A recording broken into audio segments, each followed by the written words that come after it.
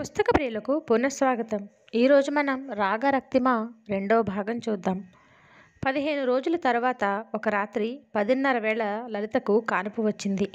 కవల పిల్లలు పుట్టారు. 5 నిమిషాల వ్యవధిలో ఆడపిల్ల మగపిల్లవాడును. పిల్లలు బాగా మామూలు పిల్లల్లా ఆరేసి పౌనులున్నారు. ఆఖరి క్షణంలో లలిత చాలా కష్టపడింది. ఆ కేకలు మూలుగులు విని హడలిపోయింది అనసూయ. లలిత చాలా నీరసంగా ఉంది. అంచేత 15 రోజుల దాకా నర్సింగ్ హోంలోనే ఉంచుతానంది జానకీబాయి. పిల్లల ఫీడింగ్, ఇద్దరిని చూసుకోవడం, లలిత బలహీనం, ఆయాని ప్రత్యేకంగా పెట్టారు పిల్లల కోసం. కవల పిల్లలు పుట్టారనే అప్పటికి శాస్త్రి మొదట్లో కాస్త సిగ్గుపడ్డాడు. కానీ లలిత అదేదో ఘనకార్యంలాగాను, ప్రత్యేకమైన విషయంగానూ చాలా గర్వంగా చూపిస్తుండేది ఇద్దరు పిల్లల్ని వచ్చిన వాళ్ళకి.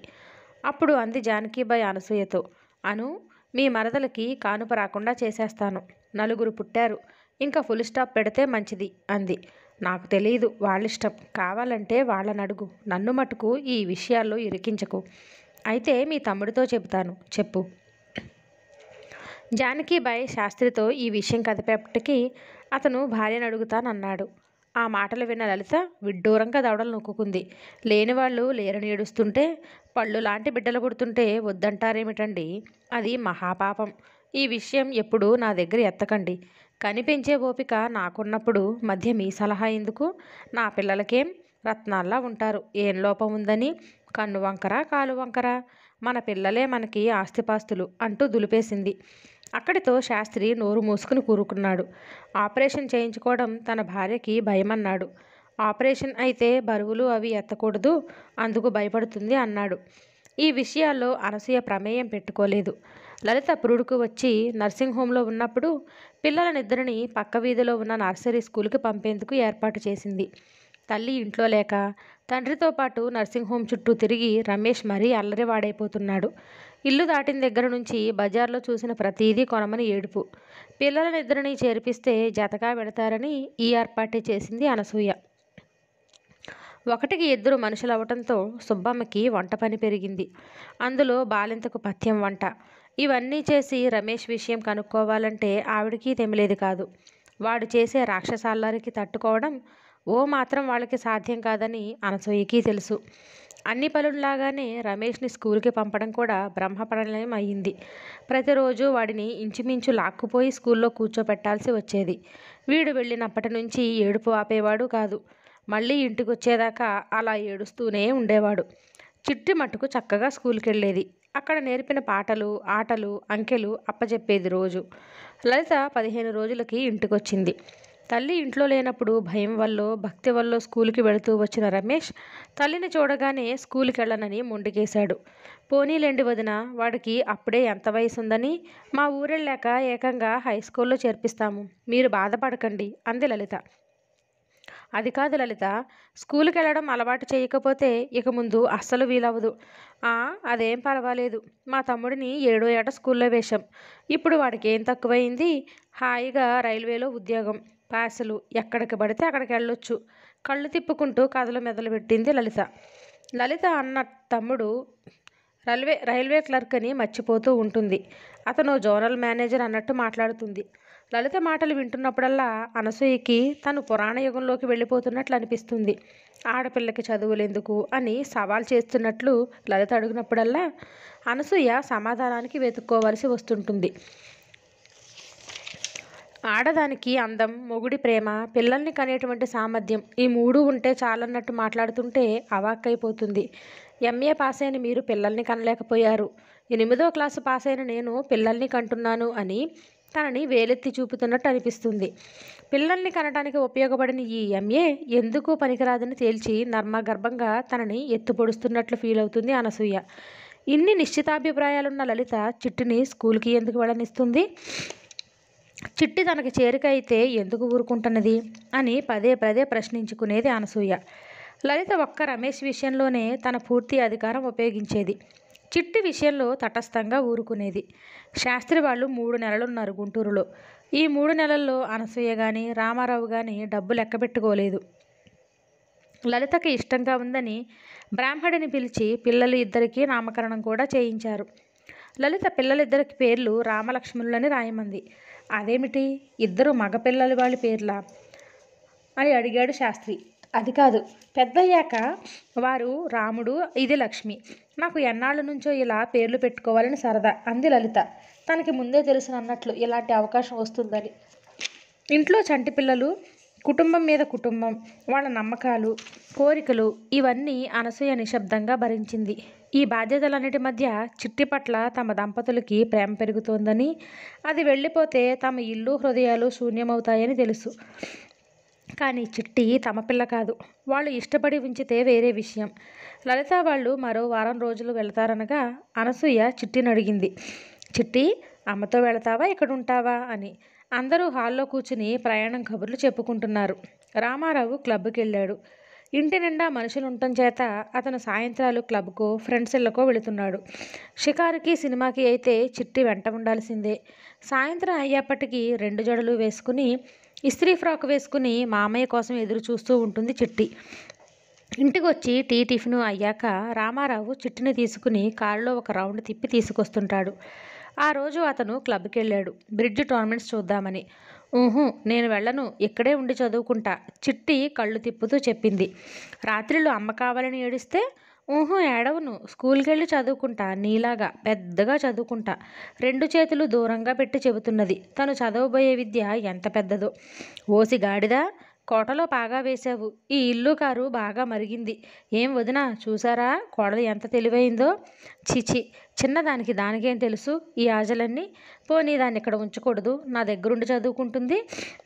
మీ ఇష్టం, మేము వద్దన్నామా? ఏమండి, చిట్టి ఇక్కడ ఉండిపోతుందట. మంచిదేగా, నేను పెదనాన్న దగ్గరుండి చదివాను కాబట్టే ఈరోజు మీకు అన్నం పెట్టగలుగుతున్నాను. అది ఇక్కడుంటే తప్పకుండా బాగుపడుతుంది అన్నాడు శాస్త్రి. నా దగ్గరుంటే చెడిపోతుందా? ఏం, నాకు పిల్లల్ని పెంచడం రాదా? అన్నీ పుల్లవిరుపు మాటలే. కయ్యమని లేచింది లలిత. అది కాదే, నువ్వు పసిపిల్లలతో పని చేసుకోవాలా? రమేష్ని నాతో స్కూల్కి తీసుకెళ్తాననుకో. ఈ పిల్లలు చిట్టి చేసుకోలేవని చెబుతున్నాను. దానికి అలవాటైంది. అక్కయ్యకి కాలక్షేపం, మనకి మట్టుకు ఎవరున్నారు? ఆ మాట మీకంటే ముందు నేనే అన్నాను కాదా వదినా? పిల్లల్ని పెంచడం రాదంటే మాత్రం ఒప్పుకోను. నా పిల్లలకేం రత్నాలు, కన్ను వంకర కాలు వంకర లేదు. మాతృగర్వంతో చెప్పుకుపోతున్నది తన ఘనతని. ఆ రాత్రి అనసూయ రామారావుతో చిట్టి నిద్రపోయాక అన్నది. చిట్టిని ఇక్కడ ఉంచడానికి మా తమ్ముడు ఒప్పుకున్నాడు. నువ్వు అడిగావా? లేదు, వాళ్లే అన్నారు. మరదలు కూడా ఒప్పుకుంది. చిట్టి అంటే నాకెంత ప్రేమో నీకు తెలుసు. ఎటొచ్చి ఈ మమత ముఖ్యంగా మీ మరదలు ఆయుధంగా వాడుతుందేమోనే నాకు భయం. 4-5 ఏళ్ళు ఉంచి మా పిల్లని మేము తీసుకెళ్తామంటే అప్పుడు మరీ బాధ. అదే నిజమే, కానీ మీ పిల్లని ఎప్పటికీ ఇక్కడే ఉంచండి అని ఎలా అడుగుతాం? కొన్నాళ్ళు అయ్యాక అదే వెళ్ళదు. సరే, నీ ఇష్టం. నీ మనసు గాయపడుతుందేమోనని నా భయం. నువ్వే కాదు, ఈ పసిది కూడా మన మధ్య నలిగిపోతుందేమోనని. ఎప్పుడో రాబోయే వాటిని గురించి ఇప్పుడు ఆలోచించటం దేనికి? తమ్ముడికి నేనంటే అభిమానం. మరదలంటారా, ఆవిడో పేరక్క. చంటి పిల్లలు రమేషు, వీళ్ళు చాలక ఇంకా కంటుందట, సవాల్ చేస్తున్నది. గర్విష్ఠులు అనేక రకాలు, అందులో లలిత ఒక రకం నవ్వుతూ అన్నాడు రామారావు. అనసూయ చిట్టిని గుండెలకి ఆనుకుని పడుకుంది. చిట్టి ఒక కాలు అత్త నడుం మీద, చెయ్యి మెడ మీద వేసుకుని కప్పపిల్లలాగా అంటుకుని పడుకుంది. ఆ పైవారంలో లలిత వాళ్ళు తాడేపల్లిగూడెం వెళ్ళిపోయారు. స్టేషన్లో చిట్టి ఏడవలేదు. తల్లితో వెళతానని అనలేదు. రైలు ఎక్కుతానని కూడా అనలేదు. లలితే పదే పదే కళ్ళు తుడుచుకుంది. నాకంటే మీరు ప్రాణంగా చూస్తారని తెలుసు. తీరా బయలుదేరుతుంటే బాధగా ఉంది. చిట్టి వస్తావుటే తల్లి కళ్ళతో అడిగింది లలిత. రాను, నేను ఇక్కడే ఉంటాను అంది ఎవరో చెప్పి పట్టినట్టు చిట్టి. ఇదిగో, అంతా నిర్ణయించుకున్నాక నువ్విలా గొడవ చేయకూడదు. అక్క దగ్గర చిట్టి సుఖంగా ఉంటుంది అన్నాడు శాస్త్రి బొంగురు గొంతుతో. కన్నీళ్ళు బాధ పెద్దవాళ్ళకి, పిల్లలకి ఇవేం పట్టవు. చిట్టిని ఎత్తుకుని రామారావు కంపార్ట్మెంట్కి ఎదురుగా నిలుచున్నాడు. చిట్టి అతనితో కబుర్లు చెబుతున్నది. ఆ క్షణంలో అనసూయ కళ్ళు నీళ్ళ తిరిగాయి. తనకే ఇలా ఉంటే లలితకి ఎలా ఉంటుందో.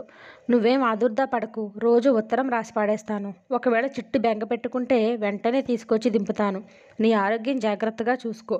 మీ మీద నమ్మకం లేక కాదు, అది మా దగ్గర కంటే మీ దగ్గరే సుఖంగా ఉంటుందని తెలుసు. అయినా నా మనసు నిలవడం లేదు. పిచ్చిదానా, నాకు అర్థం అవ్వదనుకుంటున్నావా? డిసెంబర్ సెలవులకి అందరూ రండి. ఎరా శాస్త్రి, సెలవులకి పిల్లల్ని తీసుకురా తమ్ముడితో చెప్పింది అనసూయ. చూస్తాను, ఇప్పుడే కదా జాయిన్ అవుతున్నాను. మీకు సంక్రాంతికి సెలవులుంటాయిగా, అప్పుడు రండి. చిట్టి విషయం నువ్వు బెంగ పెట్టుకోకు. లలిత చేతిని తన 2 చేతుల్లోకి తీసుకుని అంది అనసూయ. ఛ, అలాంటిదేం లేదు. వస్తున్న కళని ఆపుకుంటూ నవ్వింది లలిత. రైలు కదిలింది. చిట్టి ధైర్యంగా చెయ్యి ఊపింది రామారావు భుజం మీద నుంచి. అనసూయకి మనసులో భయంగా ఉంది. తీరా ఒక రాత్రివేళ లేచి అమ్మ కావాలని ఏడిస్తే, బెంగ పెట్టుకుని జ్వరం వస్తే, రాత్రంతా నిద్రపోకపోతే చిట్టుని తీసుకుని సరాసరి జానకీబాయి ఇంటికి వెళ్ళారు. జానకీబాయి ఇంటి నిండా పిల్లలే. తమ్ముడు పిల్లలు, చెల్లెలి పిల్లలు, సుమారు 1/2 డజను మంది దాకా 3 నుంచి 15 దాకా వయసుల్లో రకరకాల సైజుల్లో ఉంటారు. ఆ పిల్లలతో ఆడుకోవడం చిట్టికి అలవాటే. ఆ రాత్రి దంపతులిద్దరూ చెరో 10 సార్లు పిల్లని తడిమి తడిమి చూశారు, మధ్య మధ్య లేచి. చిట్టి హాయిగా ప్రశాంతంగా నిద్రపోయింది. అమ్మయ్య అనుకుంది అనసూయ. ఒక రోజున చిట్టి అనసూయతో, అత్తా, నిన్ను మమ్మీ అని పిలుస్తా అంది. అనసూయ ఉలిక్కిపడింది. ఏం, ఎందుకని? మా స్కూల్లో అంతా నిన్ను మీ మమ్మీయా అని అడుగుతున్నారు, మామయ్యను డాడీయా అని అడుగుతున్నారు. అందుకని మమ్మీ డాడీ అంటే బాగుంటుంది. ఆ సుశీ లేదు, వాళ్ళ మమ్మీ టీచరుట, గొప్పగా చెప్పుకుంటుంది. మా మమ్మీ కాలేజీ టీచర్ అని చెప్పాను. అనసూయ చిట్టిని గుండెలకి గట్టిగా అదుముకుంది. తనకి పిల్లలు ఇందుకే కలగలేదు. ఈ చిట్టి తన బిడ్డ. ఆ రోజు నుంచి చిట్టి అత్త మామ మర్చిపోయింది. మా మమ్మీ మా డాడీ అని చెబుతుండేది అందరితో. నర్సరీ క్లాసులో పిల్లలంతా పిలిచినట్టే తను పిలిచేది. ఒక నెల్లాళ్ళకి నాకు బాబ్ చేయించమని గొడవ పెట్టింది. డాడీ, నాకు బాబ్ చేయించవా? ఆ రోజే లేదు, అది నా జడల్ని ఎలుకుతోకలంటున్నది. డాడీ, బాబ్ గారాలు పోతున్నది చిట్టి. లలిత ఏమన్నా అంటుందేమో. మన ఇంట్లో ఉన్నంతసేపు మన ఇష్టం. నువ్విలా ప్రతిదానికి ఆలోచిస్తే లాభం లేదు అంటూ రామారావు ఆ మధ్యాహ్నం చిట్టిని వెంట పెట్టుకెళ్ళి నీట్గా బాబు చేయించుకొచ్చాడు. చిట్టికి ఏనుగునెత్తినంత సంతోషంగా ఉంది. మర్నాడు బ్లూ యూనిఫామ్కి మ్యాచ్గా తల చుట్టూ బాబు కింద నుంచి బ్లూ రిబ్బన్ కట్టుకెళ్ళింది. రోజీ కంటే మంచి రిబ్బన్ కట్టుకెళ్ళింది. Nursery rhymes, new marbles, Sunday Monday ఇవన్నీ తన క్లాసు పిల్లలతో పోటీపడి నేర్చుకుని చెప్పేది. అవి కంఠతా వచ్చే వరకు తిరిగి తిరిగి పలికి వాళ్ళ డాడీకో మమ్మీకో అప్పగించేది. చిట్టి కావాలని బాబు అయితే చేయించుకుంది కానీ దానికి సాయంత్రం అయితే కాస్త దిగులుగా ఉండేది. పగలంతా స్కూల్లో బాబు, సాయంత్రం అయితే జడలు కావాలని పేచీ పెట్టేది. ఎందుకంటే దొడ్లో పూసిన జాజులు మొలలు పెట్టుకోవాలని ఆశ. అనసూయ నల్ల రిబ్బన్లు తీసుకొచ్చి సాయంత్రాలు నానా తిప్పలు పడి జడలు వేసి జాజి దండలు పెట్టేది తల్లో. 2 నెలలు అయ్యేసరికి ఆ ఇంటికి చిట్టి సర్వాధికారి అయింది. చిట్టి చుట్టూ అందరూ పరిభ్రమిస్తూ ఉండేవారు. ఆ సంక్రాంతికి శాస్త్రి వాళ్ళు వచ్చేప్పటికీ చిట్టి ఈ ఇంట్లో సర్వాధికారాలు సుస్థిరం చేసుకుంది. శాస్త్రి వాళ్ళు వస్తున్నారని చిట్టిని తీసుకెళ్లారు రామారావు దంపతులు. చిట్టి తల్లి దగ్గరకు తండ్రి దగ్గరకు వెళ్ళింది, కావలించుకుంది. కానీ కారులో మట్టుకు వాళ్ళ డాడీ పక్కనే కూర్చుంది. రమేష్ని తన పక్కన కూర్చొనిచ్చింది. వెనక సీట్లో తమతో పాటు కూర్చున్న అనసూయని చూసి లలిత నవ్వుతూ అంది, కోడలికి సర్వాధికారాలు అప్పచెప్పినట్లున్నారే, మిమ్మల్ని వెనక సీటుకు పంపేసింది. అలా ఉండాలనేగా నేను. పర్వాలేదు, మీ అన్నగారి తోక పట్టుకు ఆడిస్తుంది. సాయంత్రం 5 ఇంటికి రావాల్సిందే, ఊరుకోదు నవ్వుతూ అంది అనసూయ. చిట్టి తమని మమ్మీ డాడీ అని పిలిస్తే లలిత ఏమని వ్యాఖ్యానిస్తుందో అని కడుపులో భయంగా ఉంది అనసూయకి. కానీ లలిత ఏమీ అనలేదు. తన కూతురికి ఈ ఇంట్లో జరుగుతున్న రాజోపచారాలకి కొంచెం గర్వపడింది కూడాను. వచ్చిన 1-2 రోజులు రమేష్ చిట్టితో కొంచెం సఖ్యంగా ఉన్నాడు. 3వ రోజు ఆటల్లో దాని బొమ్మల పుస్తకం ఫర్రన చింపేసరికి చిట్టి ఎదురు తిరిగింది. పూర్వంలాగా పిరికిగా ఊరుకోలేదు. ఇదిగో అన్నయ్య, నువ్వు నా రూంలోకి రాకు, ఇది నా రూము, నా ఇష్టం. అల్లరి చేశావా మమ్మీకి చెప్పేస్తాను, జాగ్రత్త. 3వ రోజునే ఈ ఇంటికి తను సర్వాధికారిని, మిగతా వారంతా బయట వాళ్ళు అన్నట్లు చెప్పేసింది చిట్టి. చంటి పిల్లల్ని కూడా ఇష్టమైతే ఆడించేది కాసేపు, లేకపోతే నేనే చదువుకోవాలి అంటూ పారిపోయేది మేడ మీదకి. ఏమిటే పెద్ద చదువు, బిఏ చదివేదానిలా ఎగురుపడుతున్నావు, కాసేపు తమ్ముడిని ఎత్తుకో అని కేకలేసేది లలిత. చిట్టి అయిష్టంగా ఎత్తుకునేది తమ్ముడిని. పిల్లల మనస్తత్వాన్ని గ్రహించలేని లలిత చిట్టి తన కూతురు అన్న అధికారంతో గదమాయించేది. గదమాయింపులు కేకలు మర్చిపోయి తనని బుజ్జగించి లాలించే మనుషుల మధ్య 3 నెలలు గడిపిన చిట్టికి తల్లి అదిలింపులు చికాగ్గా ఉండేవి. పిల్లల్ని విసుక్కుంటే ప్రయోజనం లేదు, లాలించి మాలిమి చేసుకోవాలని లలితకు చెబుదామని 4 దాకా వచ్చిన ఆ మాటల్ని 1-2 సార్లు బలవంతాన ఆపుకుంది అనసూయ. కన్న తల్లికి కన్న కూతురు గురించి చెప్పడమా? సంక్రాంతి పండగకి శాస్త్రి కుటుంబానికంతా బట్టలు కొంది అనసూయ. శాస్త్రిని ఇబ్బంది పడొద్దని ఒక 200 చేతికిచ్చింది. పిల్లలకి బొమ్మలు కొంది. పండగ రోజు రాత్రి శాస్త్రి కుటుంబం లైలెక్కారు. ఈసారి చిట్టి తల్లిదండ్రులతో వెళ్లే ప్రసక్తే రాలేదు. అసలు చిట్టి వీళ్ళంతా ఎప్పుడు వెళతారా అన్నట్లు చూసేది. దాని బొమ్మలు, దాని ప్రాముఖ్యం, ఈ ఇంట్లో దాని స్థానం ఎవరైనా లాగేసుకుంటారేమోనని భయం. పిల్లల్ని పెంపకంలో ఎంత చక్కగా తీర్చిదిద్దవచ్చో ఒక ఏడాదిలో చేసి చూపింది అనసూయ. బీరువా నిండా గౌనులు ఉన్న చిట్టి ఏనాడు ఈ గౌను బాగాలేదని చించి పారేసేది కాదు. రమేష్ లాగా బట్టల కోసం దొర్లి ఏడ్చేది కాదు. అనసూయ ప్రతిదీ చిట్టికి విడమర్చి చెప్పేది. పండగలకి కొత్త బట్టలు కట్టుకుంటారు అని చెప్పింది అనసూయ. ఒకరోజు చిట్టి కొత్త గౌను వేసుకుంటానని పేచీ పెడితే, ఏం ఉత్త రోజుల్లో ఎందుకు వేసుకోకూడదు? పండగ రోజు మనం ఏం చేసుకుంటాం అడిగింది అనసూయ. తలంటుకుంటాం. సుబ్బమ్మ అప్పచ్చులు చేస్తుంది. మరి రోజు అప్పచ్చులు చేసుకోంగా? చేసుకోం. ఎందుకని? పండగ కాదు కాబట్టి. అలాగే పండగ రోజున కొత్త గౌను తొడుక్కోవాలి. నేను కాలేజీకి ఏ చీరలు కట్టుకుంటానో చెప్పు. మంచి చీరలు. ఎందుకని? బయటకెళుతున్నావని. చూసావా? మరి నీకు తెలుసు, మనం బయటకెళుతున్నప్పుడు పండగ రోజుల్లో మంచి బట్టలు కట్టుకోవాలి. ఉత్తప్పుడు మామూలు బట్టలు కట్టుకోవాలి. అంచేత ఇవాళ నువ్వు సాదా గౌను వేసుకుంటావు. చిట్టి పేచీమాని మామూలు గౌను వేసుకుంది. చిట్టి రాకతో ఆ ఇంటికి కదలిక, కాంతి రెండూ వచ్చాయి. చిట్టి సహజంగా దేనికి పేచీ పెట్టేది కాదు. అనసూయ తన తండ్రి దగ్గర నుంచి పుణికి పుచ్చుకున్న క్రమశిక్షణ చిట్టి పెంపకంలో పూర్తిగా అమలుపరిచింది. 6వ ఏడు వచ్చేసరికి 3rd క్లాస్కి వచ్చింది. ఇంగ్లీషు పదాలు, టేబుల్స్ గడగడా ఒప్పచెప్పేది. ఈలోగా లలితకి మరో ఆడపిల్ల కలిగింది. పురుడు తాడేపల్లిగూడెంలోనే పోసుకుంది. ఆడపిల్ల కలిగిందని తెలిసి చిట్టిని వెంట పెట్టుకెళ్ళింది అనసూయ. ఆ ఇల్లు, వాతావరణం చూస్తే అనసూయకి నిస్పృహ కలిగింది. లలితకి 30 ఏళ్ళు నిండలేదు. అప్పుడే 5గురు పిల్లల తల్లి అయింది. శాస్త్రికి వచ్చే జీతంతో 15 రోజులు కూడా గడవదు. అతను ట్యూషన్లు కూడా ఒప్పుకున్నాడు. పిల్లలు, కుటుంబం, ఖర్చులు, స్కూలు, ట్యూషన్ పిల్లలు, వీటితో 32 ఏళ్లకే శాస్త్రి జుట్టు పండిపోయింది. దీనికి తోడు సిగరెట్లు. 8 వెళ్ళి 9 ఏళ్ళు వస్తున్నా రమేష్ స్కూలు మొహం ఎరగడు. వాడు గట్టిగా తెలుగు అక్షరాలే రాయకుండా ఉన్నాడు. ఇంకా ఇంగ్లీష్ విషయం అడగనే అడగక్కర్లేదు. కవల పిల్లలిద్దరికీ 3 ఏళ్ళు. చంటిపిల్ల పీలగా, బలహీనంగా ఉంది. ఈసారి లలితకి పాలు లేవు. అంచేత పోతపాలు. 3 రోజులుంది వాళ్ళింట్లో అనసూయ. ఆ 3 రోజులు ముళ్ళ మీద ఉన్నట్లుంది. 4వ రోజు ప్రయాణమైంది. చిట్టి బట్టలు కూడా సర్దుతుంటే, వదినా, చిట్టిని వారం రోజులు ఉంచండి. పై వారం మీ తమ్ముడు తీసుకొచ్చి దించుతారు అంది లలిత. అనసూయ ఒక్కసారి మ్రాన్పడిపోయింది. సర్దుకుని, స్కూలు పోతుంది, చదువు చెడిపోతుంది అంది. పోదురు, మా పెద్ద చదువులు. చదివి ఎవరిని ఉద్ధరించాలి? ఎంత చదివినా పెళ్లి చేయాల్సిందేగా. ఉద్యోగాలు చెయ్యాలా, ఊళ్ళు ఏలాలా? అది ఉంటానంటే నాదేముంది బింకంగా అంది అనసూయ. చిట్టి ఇలా రా పిలిచింది లలిత. మీ అత్తతో వెళతావా, ఉంటావా? ఓ 4 రోజులుండు. మీ నాన్న వచ్చి దిగబెడతారు. చిట్టి భయంగా మీ ఇష్టం అంది. పైవారం పంపేస్తాను. మీరేం బెంగ పెట్టుకోకండి. స్టేషన్కి వచ్చి రైలెక్కించిన లలిత ధైర్యం చెప్పింది. కానీ అనసూయ మనసు రాయి అయిపోయింది. ఎంత ప్రేమించినా చిట్టి తన పిల్ల కాదు, లలిత పిల్ల. వాళ్ళ మాట వింటుందే గాని తనకి ఏ అధికారమూ లేదు. రైల్లో అంతా ఏడుస్తూనే ఉంది. అనసూయ వాచిన కళ్ళతో, రిక్తహస్తాలతో రైలు దిగిన అనసూయను చూసి రామారావు తెల్లబోయాడు. అనసూయ కన్నీళ్లు ఆపుకుంటూ చిట్టిని పైవారం పంపుతారట అంది. ఆమె కంఠంలో నిస్పృహ, నైరాశ్యం. ఆ రాత్రంతా అనసూయ ఏడుస్తూనే ఉంది. రామారావు ఆమెని ఓదార్చపోయాడు. మాటలు కరువయ్యాయి. అతనికి గుబులుగుగా, బుల్లు బోసిగా ఉంది. చిట్టి కబుర్లు వినకపోతే అతనికి నిద్ర రాదు. కానీ ఎలా? ఆ 3వ రోజు తెల్లవారగట్ల టామీ అరుపులతో కిందకి దిగింది అనసూయ. అక్కాయ్, అక్కాయ్ పిలుస్తున్నాడు శాస్త్రి.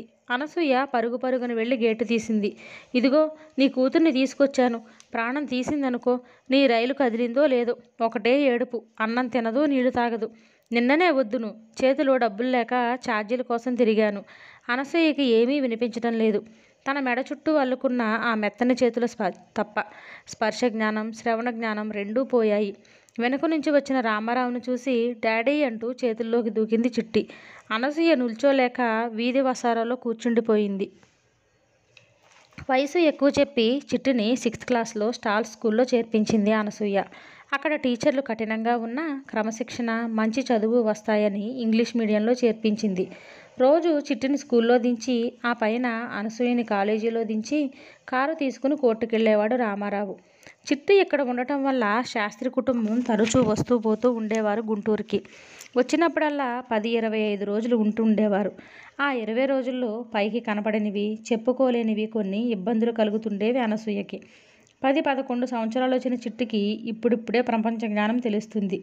రక్తస్పర్శ, అందులోని తీపి గ్రహింపుకొస్తున్నది. తనకంటే పెద్దవాడైన రమేష్ తనకంటే చిన్న క్లాస్ చదువుతున్నాడని, తనకిలాగా చకచకా ఇంగ్లీష్లో మాట్లాడలేడని ఇంట్లో ఉన్నప్పుడు గర్వంగా ఉన్న ప్రభాకరం తన స్కూల్మేట్స్ వచ్చినప్పుడు సిగ్గుగా ఉండేది. ముఖ్యంగా ప్రభాకరం తాను ఇంగ్లీష్లో మాట్లాడుకుంటున్నప్పుడు ప్రభాకరం ఈడువాడైన రమేష్ అర్థం కాక దూరంగా నిలుచున్నప్పుడు బాధగా ఉండేది. అన్నయ్య కూడా తనలాగే ఇక్కడే ఉండి చదువుకుంటే అని ఒక క్షణం అనిపించేది. వీలవదు. అది ఎందుకు వీలవదో వివరంగా తెలుసుకునే పాటి వివేకం ఆ చిన్న బుర్రకి లేదు. కానీ అటువంటి పని జరగదు అన్నది మటుకు స్పష్టంగా తెలుసు. రమేష్ని పక్కన కూర్చోపెట్టుకుని, ఒరే అన్నయ్య, నీకు ఇంగ్లీషే మాట్లాడడం నేర్పుతా రారా అని పిలిచేది ప్రేమగా. వాడు మంచి మూడ్లో ఉంటే వినేవాడు, లేకపోతే పో పెద్ద బోడి నీకే వచ్చు అంటూ విదిలించి పారిపోయేవాడు. చిట్టి చిన్నపోయి ఊరుకునేది. భోజనాది విషయాల్లో కూడా ఈ ఇబ్బందులే వచ్చేవి. లలిత పిల్లలందరికీ నీళ్లు పోస్తూ రావే నీకు పోసేస్తాను అనేది సహజంగా. అలా పిలవడంలో పని అయిపోతుందనే ఆలోచన తప్ప మరే భావమూ ఉండేది కాదు. రోజు వెన్న రాయించుకుని పెసరపిండితో నలుచుకుని స్నానం చేసే చిట్టి ఉత్త సబ్బుతో ఒళ్ళు రుద్దుకుంటుంటే రంగు తగ్గిపోతుందేమోనని అనసూయకి బెంగ. అసలు ఛాయ తగ్గినట్టు కూడా అనిపించేది. లలిత, దానికి విడిగా పోస్తాలే, ఒళ్ళు నలిచి నీళ్లు పోయాలి అనేది అనసూయ నెమ్మదిగా. సింగినాదం, ఎంత చేస్తే మటుకు పుట్టుకతో వచ్చిన రంగు ఎక్కడికి పోతుంది? నేను ఎండనక వాననక చాకిరీ చేస్తుంటాను. ఏం నల్లబడ్డానా? ఉన్న రంగు ఎక్కడికి పోతుంది? మీరు మరీను నవ్వుతూనే చురకలా అంటించేది లలిత. ఎంత చేసినా అనసూయ తనకంటే ఓ ఛాయ తక్కువనే విషయాన్ని జ్ఞాపకం చేస్తూ 1-2 సార్లు ఈ వాదోపవాదాలు అయ్యాక అనసూయ ఆ విషయం వదిలేసింది. లలిత మిగతా పిల్లలతో పాటు చిట్టికి కూడా పరపరా సోపు రుబ్బిస్తుంటే అనసూయకి తన ఒళ్ళంతా గరగరలాడిపోతున్నట్టుండేది. భోజనాల విషయంలో కూడా చిన్న చిన్న పేచీలు వచ్చేవి. అనసూయ చిట్టి కోసం విడిగా మేగడ పెరుగు తోడు పెట్టేది. ఉదయం పూట అప్పుడే వండిన వేడి అన్నంలో ఈ పెరుగు వేసి పెట్టేది. చిట్టి స్కూలుకి వెళుతుంటే మిగతా పిల్లలు కూడా భోజనాలకు వస్తుండేవారు. అందుకు అనసూయకు కోపం వచ్చేది కాదు. రమేష్ వాళ్ళకి రోజు పొద్దుట చద్ది అన్నం, అందులో ఆవకాయ వేసుకుని తినటం అలవాటు. చిట్టితో పాటు మిగతా పిల్లలకి కూడా అన్నం వండమనేది అనసూయ. లలిత మధ్యలో ఒక పెళ్ళం పెట్టి అందులో ఎర్రగా ఆవకాయ అన్నం కలిపి పిల్లలందరినీ చుట్టూ కూర్చోబెట్టి తలో ముద్ద చేతిలో పెట్టేది. మధ్య మధ్య 2 పిల్లకి నోట్లో పెడుతూ చుట్టూ అందరికీ కలిపి పెడుతుండేది. ఈ పిల్లల్లో చిట్టి కూడా ఉండటం అనసూయకు నచ్చేది కాదు. లలిత చిట్టిని కన్నతల్లి అని, ఆ చుట్టూ వాళ్ళు దాని తోడబుట్టువులని అనసూయకి తెలియక కాదు. తెలిసే వాళ్లతో పాటు ఆవకాయ ముద్దలు తింటుంటే చికాగ్గా ఉండేది. రోజు వెండి గిన్నెలో మేకడ పెరుగు అన్నం చెంచా డైనింగ్ టేబుల్ మీద కూర్చోబెట్టి కబుర్లు చెబితే గానీ తినని చిట్టి ఇలా ఆవకాయ ముద్దలు గబగబా తినేస్తుంటే కాస్త ఉక్రోషంగా కూడా ఉండేది. చిట్టికి కూడా పిల్లలతో కూడా తింటున్నది అని సరిపెట్టుకున్నా అలా కలిసిపోవడం, చెల్లెళ్ళు తమ్ముళ్ళతో కలిసి మట్టిలో ఆడుకోవడం ఇవన్నీ నచ్చేవి కావు. తల్లిదండ్రులున్న ఆ 20 రోజులు చిట్టి పూర్తిగా చెడిపోతుందని భయపడిపోతూ ఉండేది. ఒకరోజు లలిత మిగతా పిల్లలకి కాఫీ ఇస్తూ చిట్టిని కూడా తాగమని ఇచ్చింది. తను తాగుతూ ఆ గ్లాసులో నుంచి కొంచెం మరో గ్లాసులోకి పంపి చిట్టి తాగడానికి నోటి దగ్గర పెట్టుకుంది గ్లాసుని. అక్కడే ఉన్న అనసూయ గ్లాసు పక్కకి లాగబోయి తనని తాను నిగ్రహించుకుని, లలిత, చిన్నపిల్లకి కాఫీ ఇవ్వకూడదు, చిట్టికి పాలు అలవాటు అంది. ఎప్పుడన్నా ఒకసారి తాగితే కొంప మునుగుతుందేమిటి? మీరైతే ఇన్ని సింగినాదాలు చేస్తున్నారు కానీ మా పిల్లలంతా కాఫీలు తాగడం లేదు. పిల్లలు ఏది పడితే అది తిని హరాయించుకోవాలి. అంతేకాని ఈ నాజూకు అలవాట్లు చేస్తే ఆనక కష్టపడాల్సి వస్తుంది. కాఫీ తాగనంత మాత్రాన కలిగే కష్టం ఏమిటో రెట్టించింది అనసూయ. ఏమో, రేపు పెళ్ళైతే అత్తారింట్లో ఈ సౌకర్యాలు జరగవనుకోండి, ఎవరు చూడవచ్చారు? దానికి ఇప్పటి నుంచే పెళ్లి మాటలేమిటి? 11 ఏళ్ళు లేవు. అది మీ కళ్ళకి, నా కళ్ళకి పసిపిల్లలా కనిపించవచ్చు. నాకు ఈ పాటికి సంబంధాలు వెతకడం మొదలుపెట్టారు. ఆ రోజులు వేరు. ఈ రోజుల్లో అంత చిన్నపిల్లకి పెళ్లి మాటలు ఎత్తకూడదు. బాగా చదువుకున్నాకే పెళ్ళి. అప్పుడైనా పెళ్ళంటూ చేయాల్సిందే కదా. ఎంత చదువుకున్నా ఆడదానికి పెళ్ళి కావాల్సిందే. ఆ మాటకొస్తే మగాడికి మట్టుకు పెళ్ళి అక్కర్లేదా? పెళ్ళన్నది అందరికీ కావాలి. మగాడు చేసుకోకపోయినా పర్వాలేదు. ఆడపిల్లకి పెళ్లి చేయకపోతే నలుగురు ముఖాన ఉమ్మేస్తారు. లలిత పెద్ద ఆరిందలా అన్నది. అనసూయకి ఎదురు ఆర్గ్యుమెంట్స్ చాలా ఉన్నాయి. లలిత మాటలని తన వాదనతో ఖండించగలదు. కానీ సహజంగా లలిత అభిప్రాయాల్ని ఖండించదు. లలితకి కోపం వస్తే చిట్టిని తీసుకెళ్ళిపోతుందని మనసులో ఎక్కడో భయం. అనసూయ మనసులోని ఈ భయాన్ని లలిత పసిగట్టినట్టు ఎప్పటికప్పుడు ఉన్న ఆ 10 రోజులు చిట్టిపైన తన హక్కుని, తిరుగులేని ఆ హక్కుని ప్రదర్శిస్తూ ఉంటుంది. ఈ స్త్రీలిద్దరూ ఒకరు కన్న హక్కుతో, మరొకరు పెంచిన మమతతో చిట్టిపైన ఎవరికి ఎక్కువ అధికారం ఉన్నది అన్న విషయం ప్రచ్ఛన్నంగా నిరూపించుకో చూస్తున్నారు. ఒక రోజున చిట్టి చెల్లెల దగ్గర, తమ్ముడి దగ్గర పడుకుంటానని కిందకి వెళ్ళింది. ఆ రాత్రి అనసూయకి నిద్ర రాలేదు. పక్క మీద పడుకుని ఇటూ అటూ దొర్లుతున్న భార్యని చూసి రామారావుకి నవ్వొచ్చింది. అను, ఊ, నిద్ర పట్టడం లేదా? అనసూయ బదులు చెప్పలేదు. చూడు, నువ్వంత సెన్సిటివ్గా అవ్వకూడదు. చిన్నపిల్లలు సరదాగా ఇక్కడ అక్కడ పడుకుంటారు. నువ్వు ప్రతిదీ హార్ట్కి తీసుకోకూడదు. అది అక్కడ పడుకున్నందుకు బాధపడుతున్నాను అనుకుంటున్నారా? అదేం కాదు. నిద్ర రావటం లేదు. చదువుకో. చదవాలని అనిపించటం లేదు. పోనీ నాతో కబుర్లు చెప్పు. మీతోనా? మనమేం చిన్నవాళ్ళం అనుకుంటున్నారా? 3 కాళ్ళ ముసలాళ్ళం అనుకుంటున్నాను. నీకు 80, నాకు 100. అవునా? అలరిగా చెయ్యి పట్టుకు లాగాడు అనసూయని. అది కాదండి, ఈ లలిత వాళ్ళు వస్తారా? వాళ్ళు వచ్చినందుకు నాకేం బాధలేదు. కానీ ఆ వచ్చిన 10 రోజుల్లో చిట్టిని పూర్తిగా చెడగొట్టేస్తున్నారు. దాని తిండి, చదువు, అలవాట్లు అన్నీ కలగలుపు చేస్తున్నారు. ఎట్లా? అడిగాడు రామారావు, భార్యని మాటల్లోకి దించాలని. అనసూయ పొసెసివ్నెస్తో బాధపడుతోందని అతనికి తెలుసు. మాటల్లో పెట్టి కాస్త ఈ భావాన్ని తొలగించాలి. నేను రోజు మేగడ పెరిగేసి వేడి అన్నం పెడతానా? ముద్దకో కథ చెబితే గాని తినదు. ఆఖరికి సుబ్బమ్మనైనా సరే కథ చెబితే గాని అన్నం తిననని పేచీ పెడుతుంది. అలాంటిది ఆ పిల్లలతో కూర్చుని ఆవకాయ ముద్దలు గుట్టుకుమని తింటుంటే ఆరోగ్యం చెడిపోదా? చెడిపోతే వాళ్ళు వెళ్ళాక మందు ఇప్పిద్దాం. అంతేగాని ఇవి పెట్టుకో అని లలితకు కానీ, అవి తినకు అని చిట్టికి కానీ ఆజ్ఞ పెట్టే హక్కు నీకు లేదు. అంతే అంటారా? అంతే. నువ్వు చిట్టిని నీ ప్రేమతో, మమతతో కట్టేసుకోవాలి. లలిత నుంచి మంచిగా, తెలివిగా ఉండాలి. అంతేకాని లలిత కంటే నీకు ఎక్కువ హక్కు ఉందని అనుకున్నావా? అసలు బెడిసి కొడుతుంది. ఇలా ఎన్నాళ్ళు? చిట్టికి వ్యక్తం తెలిసేదాకా. అది కాస్త పెద్దయితే దానికే తెలిసి వస్తుంది. పొద్దుట కాఫీ ఇచ్చింది. అది కూడా ఎంగిలి కాఫీ, ఉద్రేకంగా అంటున్న అనసూయ. రామారావు ఫకాళ్ళ నవ్వాడు. అనసూయ కోపంగా చూస్తుంది. మై డియర్, ఎంత చదువుకున్నా ఎమోషనల్గా తప్ప తార్కికంగా ఆలోచించడం మీ ఆడవాళ్ళకి రాదనుకుంటా. లలిత ఎవరు? చిట్టికి తల్లి. తల్లి గర్భంలో నుంచి పుట్టిన దానికి ఎంగిలేమిటి? అయితే మటుకు ఎంగిలే. నేను ఎప్పుడన్నా పెట్టానా? మిమ్మల్ని పెట్టనిస్తున్నానా? అది హైజీన్కి సంబంధించిన విషయం. నీకు శుచి, శుభ్రం, ప్రిన్సిపల్స్ ఇలాంటివి అన్నీ ఉన్నాయి. కానీ లలిత సగటు ఆడది. నీ విషయం వదిలేసి తన దృష్టి నుంచి చూడు. నా కూతురికి ఎంగిలి పెడితే ఏం? ఎంగిలి తిన్నంత మాత్రాన కొంపలు మునగవు అన్న తన సంస్కారాన్ని బట్టి ఆలోచిస్తుంది. మీరెప్పుడూ అంతే. నా గురించి తప్ప లోకం అంతటి గురించి ఆలోచిస్తారు. Exactly opposite. నేను నీ గురించి తప్ప లోకం గురించి ఆలోచించను. నీ గురించి, నీ కోసం చిట్టి గురించి ఆలోచిస్తాను. చిట్టి కోసం లలితతో కాస్త మెలకువగా ఉండమంటున్నాను. ఇలాంటి చిన్న విషయాల్లో నువ్వు పట్టు విడుపులు నేర్చుకుంటే చిట్టి మన పాప అవుతుంది.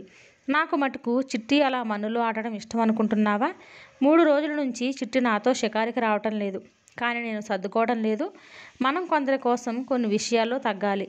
ఇవాళ్లే చూడండి అంటూ అనసూయ ఏదో చెప్పబోయి మెట్ల మించి మమ్మీ అని పిలుస్తూ వస్తున్న చిట్టి కోసం చింపి చాటంత మొహం చేసుకుని ఒక్క దూకు దూకింది మంచం మీద నుంచి. చూడు మమ్మీ, లక్ష్మీ, రాము నన్ను తంతున్నారు. ఇద్దరూ చెరో పక్క కుమ్మేశారు. నాకు నిద్ర రాలేదు. అనసూయ నడుం చుట్టూ చెయ్యేసి చెబుతున్నది చిట్టి. చిట్టిని పక్కన పడుకోబెట్టుకుని పసిపిల్లను జోకొట్టున్నట్లు చిచ్చి కొడుతోంది అనసూయ. రామారావు నవ్వుతూ చూస్తుంటే నాలిక బయటపెట్టి వెక్కిరించింది. తొలి రోజుల్లో తమ పెళ్ళైన కొత్తలో ఇలానే వెక్కిరించేదని రామారావు ఒక్కసారి అనుకున్నాడు. ఈ ఆనందం, ఈ చిట్టి తమకి శాశ్వతం కావాలి.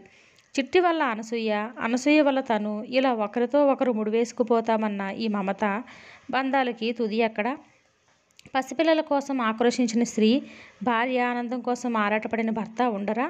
ఇదంతా జీవనలీల. అందులో తామంతా పాత్రధారులు అనుకున్నాడు రామారావు. అనసూయ చెప్పిన సంగతులే కాదు, ఆ సాయంత్రం శాస్త్రితో మాట్లాడని విషయము రామారావుని కలవరపెడుతున్నది. అతను అప్పటికే కాస్త డిస్టర్బ్ అయి ఉన్నాడు. పడుకోగానే అనసూయతో తర్కం.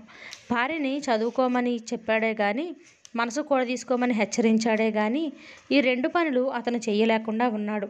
చిట్టి పక్కన పడుకోగానే అనసూయ చిచ్చు కొడుతూ తను నిద్రపోయింది. అరగంట క్రితం ఉన్న ఆందోళన అంతా మర్చిపోయింది. 11 ఏళ్ల పసిదాని పరిశ్వంగలో ప్రశాంతంగా నిద్రపోతుంది. చిట్టి ఒక కాలు నడుము మీద, ఒక కాలు మెడ మీద వేసి అనసూయని కరుచుకుని నిద్రపోతున్నది. తమ్ముడు చెల్లెలు దాన్ని తన్నారుట, కుమ్మారుట.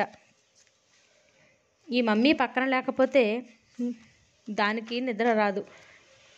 ఇదంతా మమకారం. ఇంత ప్రేమ పొందగలిగిన అనసూయకి చిట్టి విషయంలో ఎందుకా భయం, ఎందుకా సంశయం? ఈ భయం, అపనమ్మకం చిట్టి విషయంలోనే కాదు, చిట్టి తల్లిదండ్రుల విషయంలోనని అతనికి తెలుసు. కానీ మనసు చెప్పినట్లు వినదే. అది స్వేచ్ఛగా ఎవరి మీదనో వాలుతుంది. ఆ వాలిన హృదయాన్ని వెనక్కి తీసుకోవడం ఎవరికి సాధ్యం? శాస్త్రి తనతో అన్న మాటలు నెరవేర్చుకుంటున్నాడు రామారావు. రామారావుకి శాస్త్రి మీద మొదటి నుంచి జాలే. అతను చిన్నప్పుడు లేమితో బాధపడ్డాడు. డబ్బు లేకపోయినా తండ్రి అధికారం మట్టుకు చెలాయించేవాడు. పెళ్లి చేసుకున్న శాస్త్రి పరిస్థితి సింహం నోట్లో నుంచి పులి నోట్లోకి వచ్చి పడ్లటయింది. దాంపత్యులిద్దరిలో లలిత తెలివైంది. చదువు లేకపోయినా స్త్రీ సహజమైన తెలివితేటలున్నాయి. అందులోనూ అందగత్తే. శాస్త్రి పెళ్లి అయిన కొద్ది రోజులకే భార్య పట్ల విధేయత ప్రకటించి అస్త్ర సన్యాసం చేశాడు. ఆ విషయం రామారావుకి తెలుసు. అందుకనే అతనికి శాస్త్రి పట్ల అభిమానంతో కూడుకున్న జాలి. ఆ సాయంత్రం జరిగిన సంభాషణ వెనుక లలిత అమోఘమైన బుర్ర ఉందని రామారావు వెంటనే గ్రహించుకున్నాడు. లలిత ఈ ఊరు రావడానికి పూర్వమే ఈ విషయాలు భర్తతో చర్చించి అతనికి నూరిపోసి తీసుకొచ్చిందని కూడా బాగా పసిగట్టాడు రామారావు. కథ సాగుతోంది. మరిన్ని మంచి కథల కోసం ఛానల్ని సబ్స్క్రైబ్ చేయడం మర్చిపోకండి.